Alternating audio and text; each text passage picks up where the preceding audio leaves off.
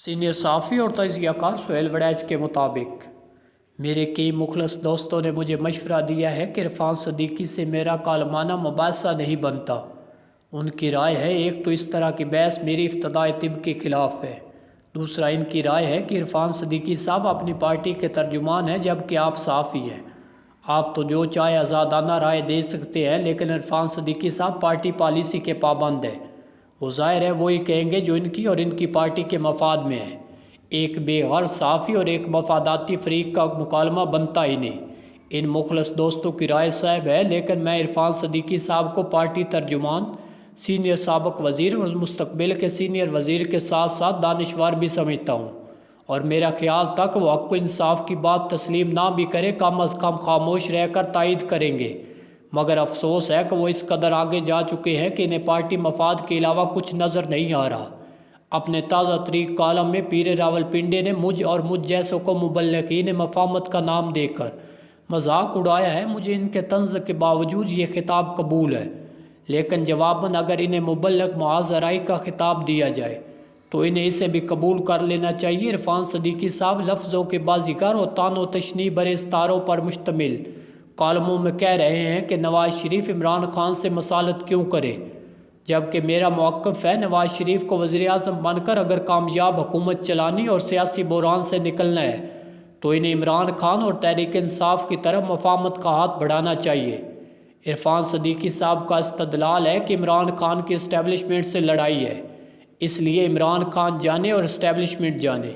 نواز شریف بیچ میں کیوں آئے؟ گویا فاضل دانشور نواز شریف کو 90 کی دہائی والا تفرقہ باز سیاستدان رکھنے پر مصر ہیں، جبکہ میں چاہتا ہوں کہ 3 بار وزیر اعظم رہنے والا نواز شریف اس دفعہ مدبر سیاستدان کے روپ میں سامنے آئے۔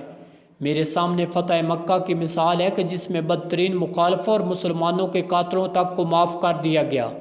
میں سکندر کے پورس سے سلوک کو مثال بنانا چاہتا ہوں، جبکہ عرفان صدیقی صاحب نواز شریف کو چنگیز خان اور ہلاکو خان جیسا انتقام پسند ثابت کرنا چاہتے ہیں، جو اپنے مخالفوں کے قتل پر خوش ہوا کرتے تھے۔ تزادستان کی بدقسمتی ہے کہ یہاں کوئی تاریخ سے سبق نہیں سیکھتا۔ ذوالفقار علی بھٹو کو جب اسٹیبلشمنٹ اور عدلیہ مل کر پھانسی چڑھا رہے تھے تو ہمارے محترم عرفان صدیقی صاحب جیسے مبلغین معاذ آرائی کا خیال تھا کہ اس سے پیپلز پارٹی اور بھٹو خاندان ختم ہو جائے گا، لیکن عملاً ہوا کیا؟ پچھلے 15 سال سے سندھ میں اسی پارٹی کی حکومت ہے۔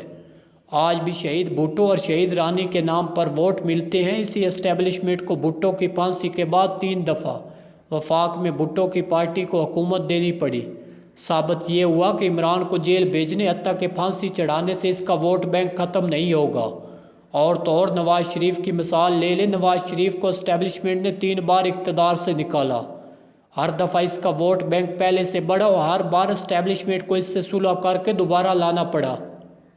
تاریخ سے یہی سبق مل رہا ہے کہ عمران خان جیل میں رہ کر بھی پاپولر رہے گا۔ عمران خان کی مقبولیت اس دن ختم ہو گئی جب اسے سیاسی شکست ہو گئی۔ یاد رکھیں، پیپلز پارٹی پنجاب میں تب ختم ہوئی جب گیلانی زرداری حکومت اپنے 5 سالہ دور میں اچھی کارکردگی نہ دکھا سکے۔ عمران خان کے حامیوں کا خیال ہے کہ خان کو مزید موقع ملتا تو وہ سب کچھ بدل دیتا۔ بس اسی آس اور امید پر ان کا ووٹ بینک اب بھی برقرار ہے۔ عرفان صدیقی صاحب سے عرض ہے کہ معاذ آرائی سے نہ معیشت بہتر ہوگی نہ حکومت چلائی جا سکے گی۔ مجھے اچھی طرح یاد ہے مجھے نواز شریف صاحب نے بتایا تھا کہ ان کی آخری وزارت عظمیٰ کے دوران ایک دن آرمی چیف جنرل رئیس شریف فائلیں لے کر آئے اور کہا ان فائلوں میں آصف زرداری کے خلاف ثبوت ہیں، آپ ان کے خلاف فوراً احتساب شروع کر دیں۔ بقول میاں نواز شریف اس پر انہوں نے جواب دیا، ابھی تو ملکی معیشت نے چلنا شروع کیا ہے، اگر ہم نے یہ شروع کر دیا تو ملکی معیشت پر برے اثرات پڑیں گے۔ گویا میاں نواز شریف سمجھتے ہیں کہ سیاسی مخالفوں کے خلاف گرد گھیرا تنگ کرنے سے صرف سیاسی بحران ہی پیدا نہیں ہوتا، اس کا ملکی معیشت پر بھی برا اثر پڑتا ہے۔ میاں صاحب وزیر اعظم بننے کے بعد کا جو بھی نقشہ بنا رہے ہیں اس میں صلح جوئی اور مفاہمت کو اہم ترین نقطہ ہونا چاہیے۔ میری پہلے بھی رائے تھی اور آج بھی ہے کہ جس طرح میاں صاحب نے جنرل رئیس شریف کو سمجھایا تھا وہ موجودہ اسٹیبلشمنٹ کو بھی سمجھائیں کہ سیاسی بحران اور معاشی بحران تب ہی حل ہوں گے جب مفاہمت کا دور چلے گا۔ معاذ آرائی کے وکیلوں کو جان لینا چاہیے کہ عمران خان اور ان کی پارٹی کی پہاڑی غلطیوں کے باوجود پی ٹی آئی کی قبر پر اقتدار کی عمارت کھڑی کی گئی تو وہ ناپائیدار ہوگی، بالکل اسی طرح جیسے پیپلز پارٹی کو ضیاء الحق دور میں دفنا کر جنیجو حکومت لائی گئی۔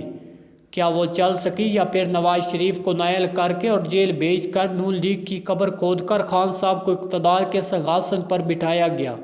کیا خان صاحب چل سکے؟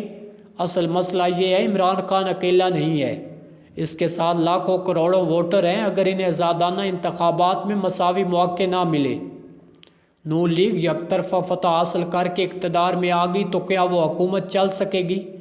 میری ناقص اور عاجزانہ رائے میں نون کا پارٹی مفاد اسٹیبلشمنٹ کی ہاں میں ہاں ملانا ہے، اور یہی کام عرفان صدیقی صاحب کر رہے ہیں۔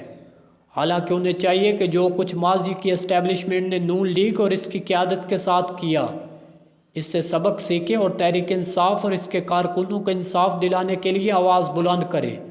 مگر ان کا رویہ یہ ہے کہ ہم تو اس میں فریق ہی نہیں۔ پاکستان کا ہر شہری سیاست میں شریک اور فریق ہے۔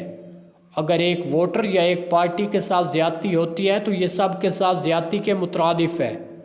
75 سال کے تجربے کے بعد اب ہمیں بالغ ہو جانا چاہیے، ایک دوسرے پر مازرائی کی تلواریں چلانے کی بجائے قومی مفاہمت کا راگ الاپنا چاہیے۔ خان صاحب کو بھی لڑائی ترک کر کے ڈائیلاگ کی طرف آنا چاہیے۔ اگر پولیٹیکل کلاس نے مفاہمت نہ کی تو یاد رکھیے گا پھر سیاستدانوں کی داستان تک نہ ہوگی داستانوں میں۔